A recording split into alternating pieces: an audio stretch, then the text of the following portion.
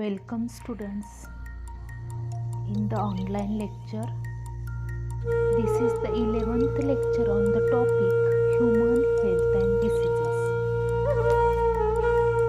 In the last lecture I have explained the two diseases, that is malaria and ascariasis. In this lecture we will study about the next two diseases, that is filariasis and typhoid. बघा विद्यार्थ्यांनो, मागच्या लेक्चरमध्ये मी 2 disease explain केले होते. एक म्हणजे malaria, जो प्लाझ्मोडियममुळे होणारा डिसीज आहे. त्या डिसीजमध्ये आपण त्याचा मोड ऑफ ट्रान्समिशन बघितला, प्लाझ्मोडियमची लाईफ सायकल स्टडी केली, त्याच्यानंतर त्याचे सिम्पटम्स बघितले, डायग्नोसिस अँड ट्रीटमेंट बघितलं आणि प्रिव्हेन्शन अँड कंट्रोल बघितले. दुसरा डिसीज जो आपण बघितला होता तो होता अस्कॅरियासिस, जो अस्कॅरिस लुम्ब्रिकॉइड्स या जीनस आणि स्पेसीसमुळे होणारा डिसीज आहे. त्याच्यामध्ये सुद्धा आपण त्याची लाईफ सायकल स्टडी केली, त्याचा मोड ऑफ ट्रान्समिशन स्टडी केला, त्याचे साइन्स अँड सिम्पटम्स बघितले, डायग्नोसिस अँड ट्रीटमेंट बघितली, प्रिव्हेन्शन अँड कंट्रोल बघितले. या लेक्चरमध्ये आपण 2 डिसीज स्टडी करणार आहे. त्यातला सुरुवातीचा डिसीज आहे फिलारियासिस आणि दुसरा डिसीज आपण स्टडी करणार आहे तो आहे टायफॉइड. सुरुवातीला बघूया filariasis. It is also called as elephantiasis.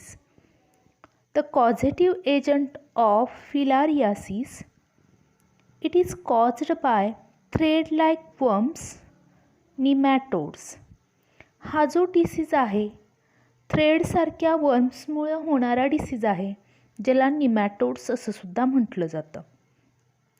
Filariasis can be divided into 3 subtypes as filariasis किंवा एलिफंटियासिस. हा जो डिसीज आहे तो 3 प्रकारामध्ये मोडला जातो किंवा त्याचे 3 टाईप्स आहेत. हे 3 टाईप्स कशावरून पडले तर कोणत्या ऑर्गनला इन्फेक्शन झालेलं आहे त्याच्यावरून त्याचे 3 टाईप्स पडतात. बघूया सुरुवातीचा टाईप कोणता आहे.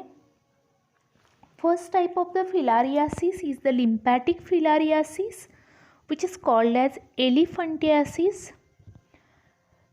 is caused by the worms Wuchereria bancrofti, Brugia malai, Brugia timori. All these 3 genus and species cause the elephantiasis or lymphatic filariasis. Lymphatic filariasis हा जो प्रकार आहे फिलारियासिसचा, तो कॉज करणाऱ्या कॉझिटिव्ह एजंटचं नाव आहे उचेरेरिया बॅनक्रॉफ्टी. दुसऱ्या 2 जीनस आणि स्पेसीस लिम्फॅटिक फिलारियासिस कॉज करू शकतात. त्यांची नावं आहेत ब्रुगिया मलाई आणि ब्रुगिया तिमोरी. आता या ठिकाणी बी कॅपिटल पाहिजे होतं. जीनसचं पहिलं लेटर नेहमी कॅपिटल लिहावं आणि स्पेसीसचं स्मॉल लिहावं. आता लिम्फॅटिक फिलारियासिस हा जो प्रकार आहे फिलारियासिसचा, तो जास्त प्रमाणात इंडियामध्ये फाउंड होतो, ज्याला हत्तीपाय असंही म्हटलं जातं. एलिफंटियासिस म्हणजे हत्तीपाय म्हणतात. याचा फोटोग्राफ तुम्हाला शाळेत असताना इयत्ता 5वी किंवा 6वीच्या पुस्तकात बघितला असेल. एलिफंटियासिस म्हणजे हत्ती रोग म्हणतात किंवा हत्तीपाय असं म्हटलं जातं त्याला. दुसरा प्रकार आहे फिलारियासिसचा सबक्युटॅनियस फिलारियासिस, कॉज्ड बाय लोआ मान्सोनेला स्पेसीज. सबक्युटॅनियस फिलारियासिस म्हणजे आपल्या स्किनच्या खालच्या बाजूला त्याचं इन्फेक्शन होतं, म्हणून ह्याला सबक्युटॅनियस फिलारियासिस असं म्हटलं जातं, जो लोआ या जीनस स्पेसीसमुळे होऊ शकतो किंवा मान्सोनेला स्पेसीज या जीनस स्पेसिसमुळे होऊ शकतो. लिम्फॅटिक फिलारियासिस असं नाव देण्यापाठीमागचं रिझन आहे लिम्फॅटिक व्हेसल्सना इन्फेक्शन होतं, म्हणून याला लिम्फॅटिक फिलारियासिस असं म्हटलं जातं. And the third type of filariasis is serous cavity filariasis. The serous cavity is nothing but the abdominal cavity. The infection is caused to the abdominal cavity. That's why this type of filariasis is called as serous cavity filariasis, which is caused by Mansonella species. हा जो प्रकार आहे फिलारियासिसचा तो abdominal कॅव्हिटीला infection होतं, ज्याला serous cavity असं सुद्धा म्हटलं जातं. म्हणून या फिलारियासिसला सीरस कॅव्हिटी फिलारियासिस असं म्हटलं जातं, which is caused by the mansonella species. हा फिलारियासिसचा टाईप मान्सोनेला स्पेसीजमुळं होणारा आहे. This is about the causative agent of the filariasis. फिलारियासिसचा कॉझिटिव्ह एजंट जनरली इंडियामधला जर कन्सिडर केला तर उचेरेरिया बॅनक्रॉफ्टी, ब्रुगिया मलाई आणि ब्रुगिया थिमोर येतो. कारण इंडियामध्ये जास्त प्रमाणात कोणता टाईप सापडतो फिलारियासिसचा तर elephantiasis, which is called as lymphatic filariasis. Next बघूया mode of transmission. Wuchereria bancrofti is transmitted by female culex mosquito from infected person to another healthy person. आता ही जी जीनस स्पेसीज आहे जी लिम्फॅटिक फिलारियासिस कॉज करते ती transmit होण्यासाठी responsible असते ती म्हणजे फिमेल क्युलेक्स मॉस्किटो. जसं मलेरिया हा डिसीज फिमेल ॲनॉफिलिस मॉस्किटो ट्रान्समिट करते, त्याच प्रकारे फिलारियासिस हा disease female culex mosquito transfer करत असते. आता मॉस्किटोच्या 3 प्रजाती आढळतात, ॲनाफिलिस, क्युलेक्स आणि एडिस. ॲनाफिलिस मलेरिया ट्रान्समिट करते, क्युलेक्स फिलारियासिस ट्रान्समिट करते, तर एडिस हा जो प्रकार आहे किंवा ही ज्या प्रजाती आहे मॉस्किटोची ती डेंग्यू हा डिसीज ट्रान्समिट करणारी आहे. तर उचेरेरिया बॅनक्रॉफ्टीला ट्रान्समिट करण्यासाठी कोण रिस्पॉन्सिबल आहे तर फिमेल क्युलेक्स मॉस्किटो. ही काय करते, इन्फेक्टेड पर्सनचं ब्लड सक करत असताना उचेरेरिया बॅनक्रॉफ्टीला कलेक्ट करते आणि दुसऱ्या हेल्दी पर्सनला ज्यावेळी ती बाईट करत असते त्यावेळी काय करते ते मायक्रोफिलारी त्या नॉर्मल हेल्दी पर्सनच्या बॉडीमध्ये सोडते. आता आपण लाईफ सायकल बघूया उचेरेरिया बॅनक्रॉफ्टीची किंवा फिलारियल निमॅटोडची. Life cycle of filarial nematode. तर फिलारियल निमॅटोड जो आहे आता तुम्ही बघितलं it is transmitted by female culex mosquito from infected person to another healthy person.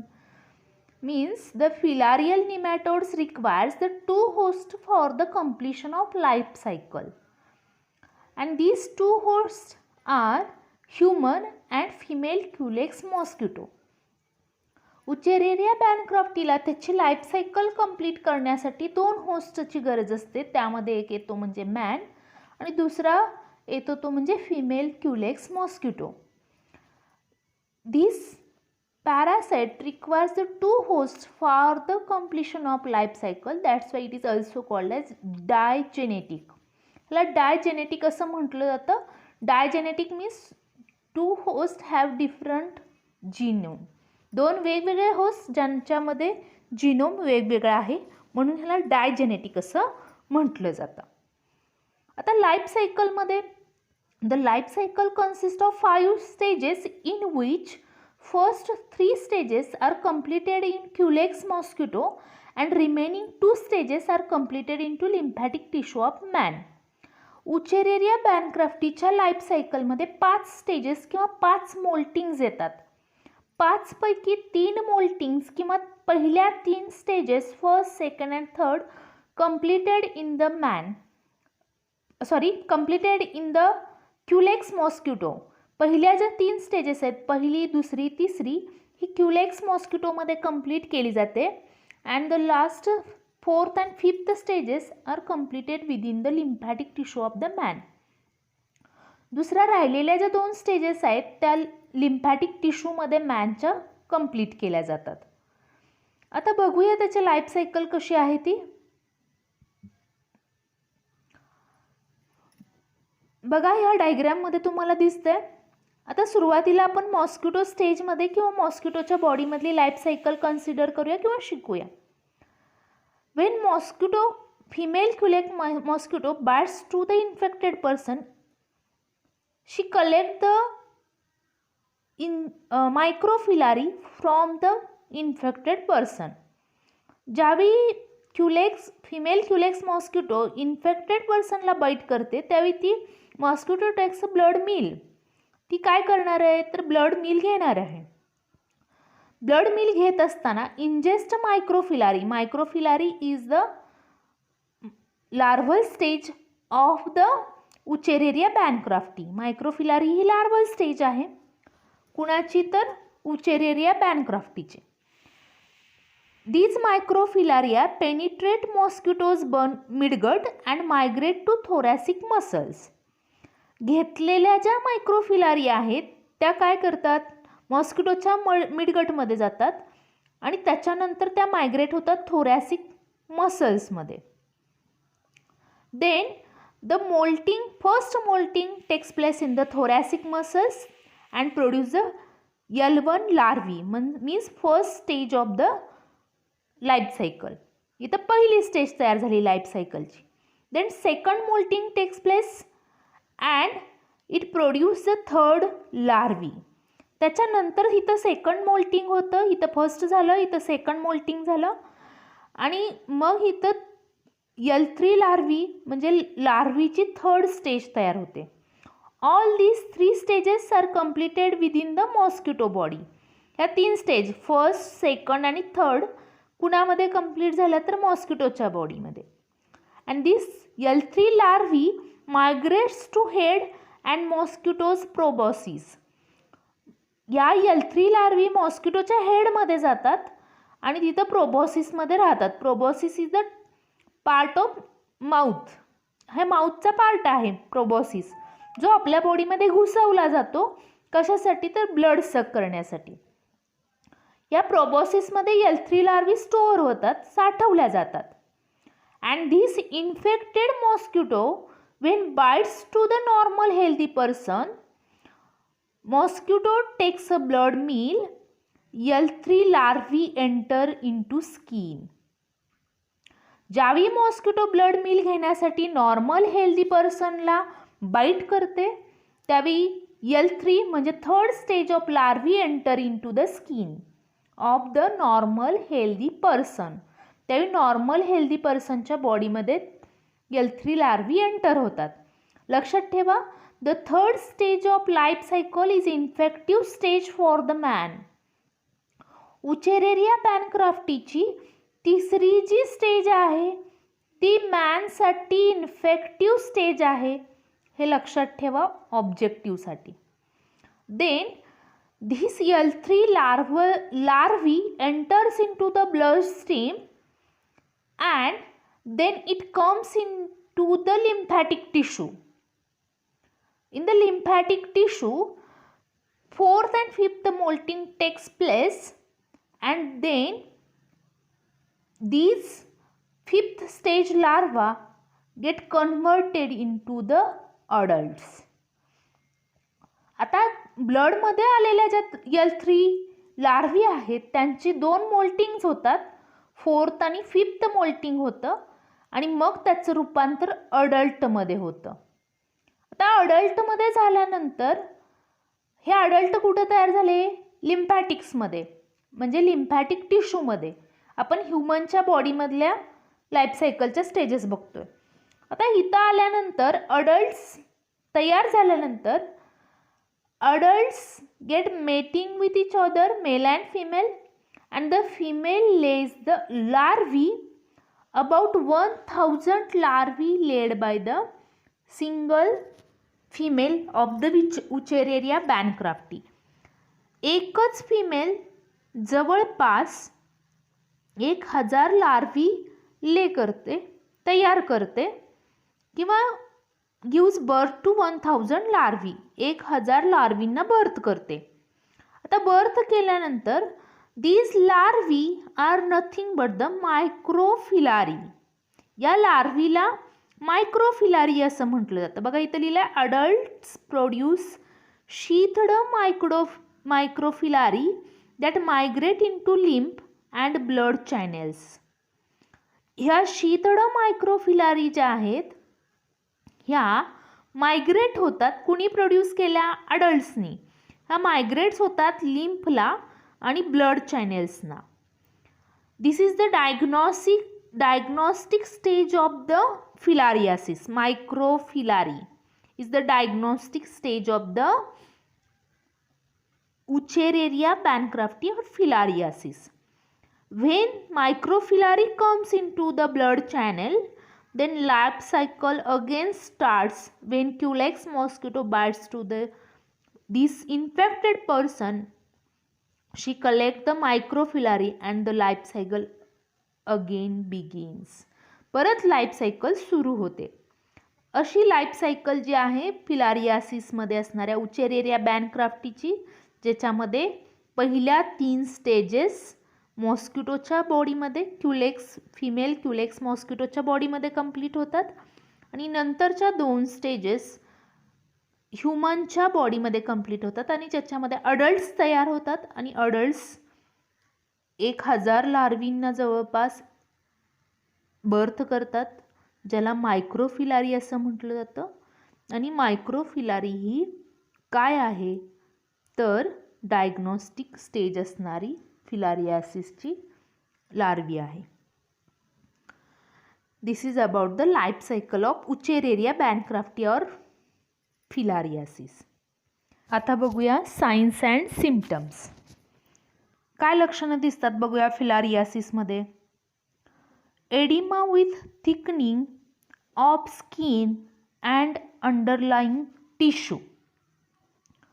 तर मायक्रोफिलारियाचं इन्फेक्शन झाल्यानंतर किंवा उचेरेरिया बॅनक्राफ्टीचे इन्फेक्शन झाल्यानंतर आपल्या स्किनच्या खालच्या बाजूला आणि स्किनवरती सूज येते. एडिमा म्हणजे सूज येणे, हे सगळ्यात महत्त्वाचं लक्षण आहे फिलारियासिसचं.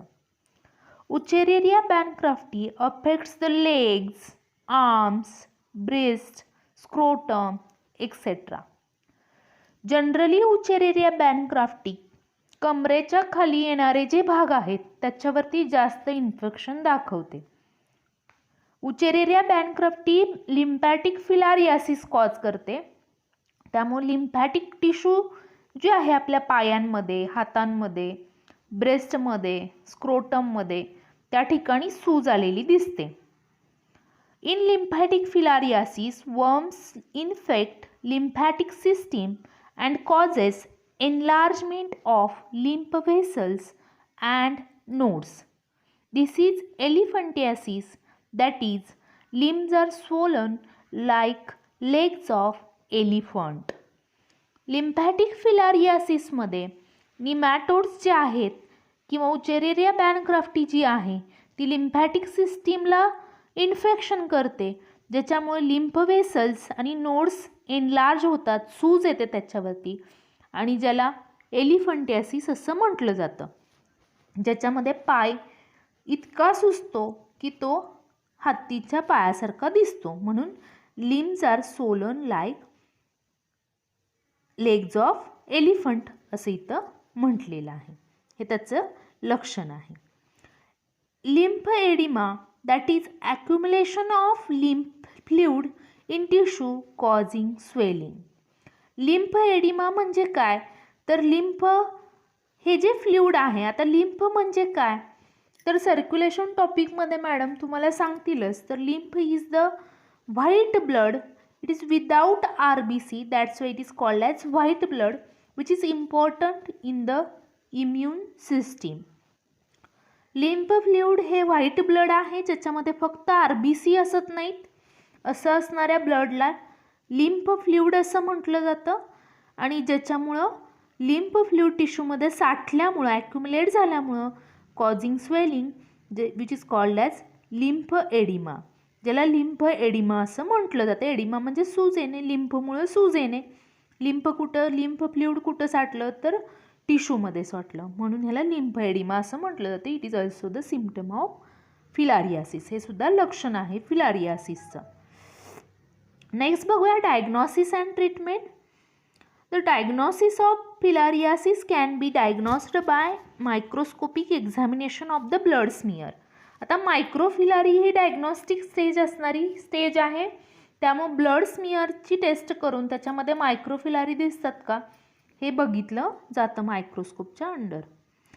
Second treatment, use of diethyl carbamazine citrate twice a day for 3 weeks and thereafter for 5 days in every 6 months is effective against filarial worms. आता डायथिल कार्बामॅझिन सिट्रेटच्या गोळ्या टॅबलेट्स दिल्या जातात, डोस दिला जातो त्याचा दिवसातून 2 वेळा 3 आठवड्यासाठी घ्यायचं सुरुवातीला, आणि परत दर 6 महिन्यांनी 5 दिवस याचा कोर्स पूर्ण करायचा, जो इफेक्टिव्ह आहे कशावरती तर फिलारियासिसवरती. डायथिल कार्बामॅझिन सिट्रेट याच्या गोळ्या घ्यायच्या, सुरुवातीला 3 आठवडे कंटिन्युअस घ्यायच्या ट्वाइस अ डे म्हणजे दिवसातून 2 वेळा, आणि नंतर दर 6 महिन्यांनी 5 days घेतल्यानंतर वर्म्स कंट्रोल होतात, फिलारियल वर्म्स. नेक्स्ट बघूया प्रिव्हेन्शन अँड कंट्रोल. आपण बघितलं हा डिसीज ट्रान्समिट होण्यासाठी फिमेल क्युलेक्स मॉस्किटो रिस्पॉन्सिबल आहेत, त्यामुळे मलेरियासारखेच प्रिव्हेन्शन अँड कंट्रोल इथं आपण लिहू शकतो किंवा येतात. Avoid mosquito bites by using mosquito nets and insect repellents. Mosquito bites avoid करायचे आपल्याला सुरुवातीला. कशासाठी तर क्युलेक्स मॉस्किटोने जर बाईट केलं तर ती आपल्या बॉडीमध्ये L3 स्टेज जी आहे लार्वीची, 3rd स्टेज जी आहे ती सोडू शकते, त्यामुळे मॉस्किटो बाईट अवॉइड करायचे. त्याच्यासाठी नेट्स वापरू शकतो आपण किंवा इन्सेक्ट रिपेलंट्स वापरू शकतो. Second, eradication of mosquitoes is essential for control of filariasis. Eradication म्हणजे मॉस्किटोचं निर्मूलन करायचं, मॉस्किटो वाढू द्यायचे नाहीत. त्याच्यासाठी आपण इन्सेक्टिसाइड स्प्रे करू शकतो घराभोवती, किंवा जे स्टॅग्नंट वॉटर आहे, साठून राहणारं वॉटर आहे, त्याचा प्रॉपर ड्रेनिंग करू शकतो, निचरा करू शकतो, जेणेकरून मॉस्किटो वाढणार नाहीत. मागच्या लेक्चरमध्ये मी तुम्हाला सांगितलेलं की एग, लार्वा, प्युपा या 3 स्टेजेस ज्या आहेत मॉस्किटोच्या त्या साठलेल्या पाण्यामध्ये पूर्ण होतात. तर अडल्ट स्टेज जी आहे ती आपल्याला बाईट करणारी, ब्लड सक करणारी स्टेज आहे. त्यामुळे आपण काय करायचं आहे तर याला कंट्रोल करायचं आहे, इरॅडिकेशन म्हणजे निर्मूलन करायचं आहे मॉस्किटोचं. हा डिसीज बघितला आपण फिलारियासिस. पुढचा डिसीज बघतो आपण टायफॉइड, ज्याला विषम ज्वर असं म्हटलं जातं. टायफॉइडचं कॉझिटिव्ह एजंट बघूया. Causative agent typhoid is caused by gram negative bacteria which is called as salmonella typhi. Typhoid हा जो डिसीज आहे तो ग्राम निगेटिव्ह बॅक्टेरियामुळे होणारा डिसीज आहे. आता तुम्ही म्हणाल ग्राम पॉझिटिव्ह आणि ग्राम निगेटिव्ह हा काय प्रकार आहे, तर आपण मागच्या वर्षी बॅक्टेरियाचं सेलचं स्ट्रक्चर स्टडी केलं, प्रोकॅरियोटिक सेलचं, ज्याच्यामध्ये तुम्हाला ग्राम पॉझिटिव्ह आणि ग्राम निगेटिव्ह विषयी माहिती दिलेली. ग्राम पॉझिटिव्ह बॅक्टेरिया कुणाला म्हटलं जातं तर ग्राम स्टेननं स्टेन होणाऱ्या बॅक्टेरियाला काय म्हटलं जातं तर ग्राम पॉझिटिव्ह बॅक्टेरिया म्हटलं जातं, आणि ग्राम स्टेननं ज्या बॅक्टेरिया स्टेन होत नाहीत त्यांना ग्राम निगेटिव्ह बॅक्टेरिया असं म्हटलं जातं. ग्राम या सायंटिस्टने याचा शोध लावला आहे स्टेनचा, म्हणून याला ग्राम स्टेन म्हटलं जातं, आणि बॅक्टेरियाला ग्राम पॉझिटिव्ह किंवा ग्राम निगेटिव्ह बॅक्टेरिया असं म्हटलं जातं. आणि salmonella typhi is the gram negative bacteria. आता आपण साल्मोनेला टायफीचं स्ट्रक्चर कसं आहे बघूया, ती कशी आहे. Salmonella is rod shaped which is called as bacilli, motile, flagellated and aerobic bacteria. Salmonella ही जी बॅक्टेरिया आहे ती रॉड शेप्ड आहे, तिचा शेप रॉड शेप्ड आहे, जिला बॅसिलाय असं म्हटलं जातं.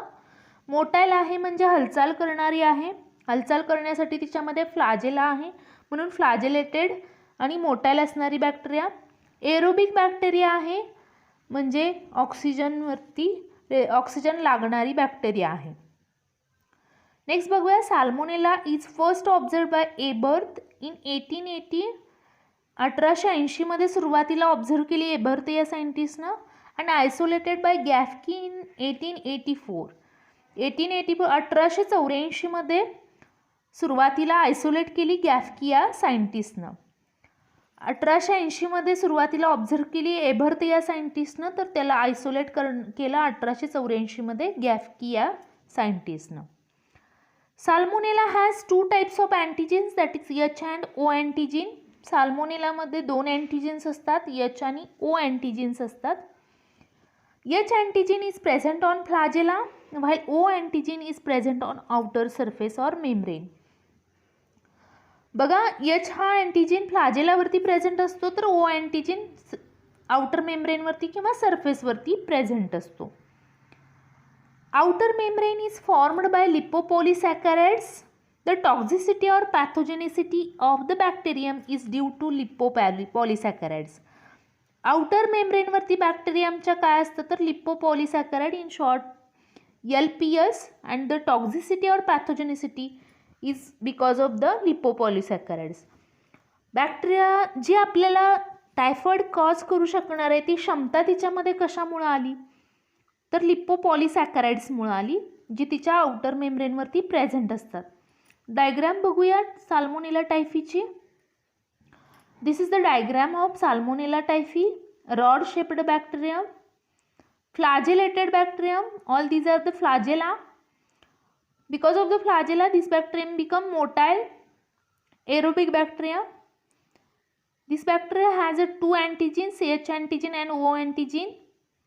The O antigen present on the outer membrane or surface, and the H antigen present on the flagellum or flagella.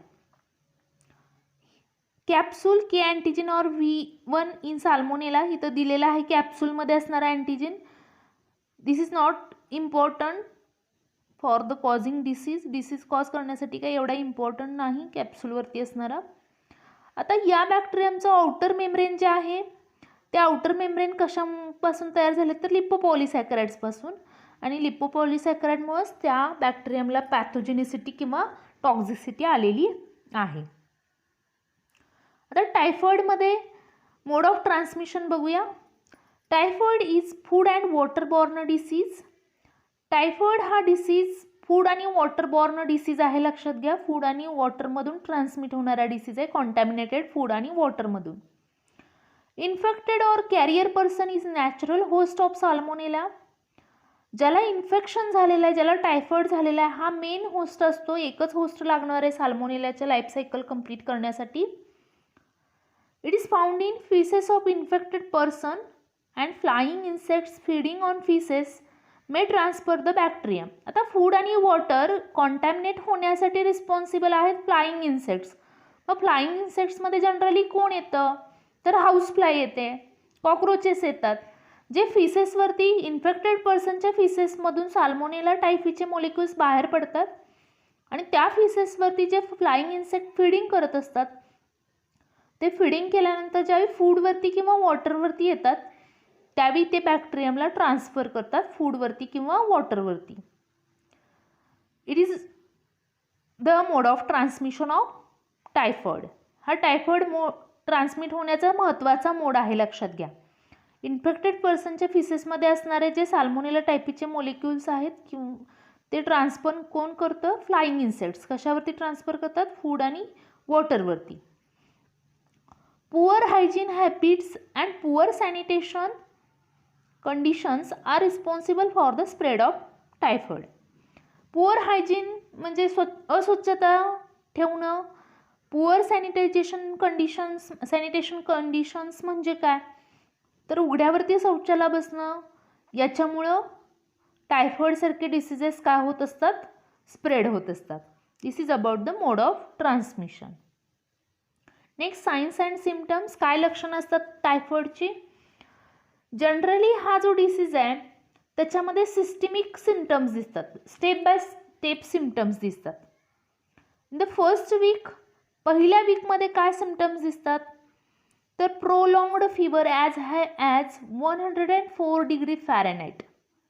सुरुवातीच्या आठवड्यामध्ये स्लोली प्रोग्रेसिव्ह फीवर असतो, हळूहळू वाढत जाणारा, आणि तो केवढा फीवर असू शकतो, ॲज 104 डिग्री फॅरेनहाइट एवढा किंवा 40 डिग्री सेल्सिअस एवढा ताप येतो सुरुवातीला पहिल्या आठवड्यामध्ये. Next, abdominal pain, constipation or diarrhoea. परत काय होणार आहे, सेकंड वीकमध्ये किंवा परत फर्स्ट वीकमध्ये ब्रॅडिकार्डिया होतो, स्लो हार्ट रेट होतं, लॉस ऑफ ॲपेटाईट, भूक मंदावते, हेडॅक अँड जनरल विकनेस, डोकं दुखणं, विकनेस येणं, ही सगळी लक्षणं पहिल्या आठवड्यामध्ये दिसतात. त्याच्यानंतर कॉन्स्टिपेशन, डायरिया म्हणजे पोट बिघडल्यासारखं होणं, अतिसार होणं, ॲबडॉमिनल पेन होणं म्हणजे पोटात दुखणं, ही लक्षणं दिसतात. Rose coloured rash on skin, second वीकमध्ये दुसऱ्या आठवड्यामध्ये रोज कलरचे स्पॉट्स चेस्टवरती आणि ॲबडॉमिनवरती येतात, स्किनवरती रॅशेस उठतात रोज कलरचे.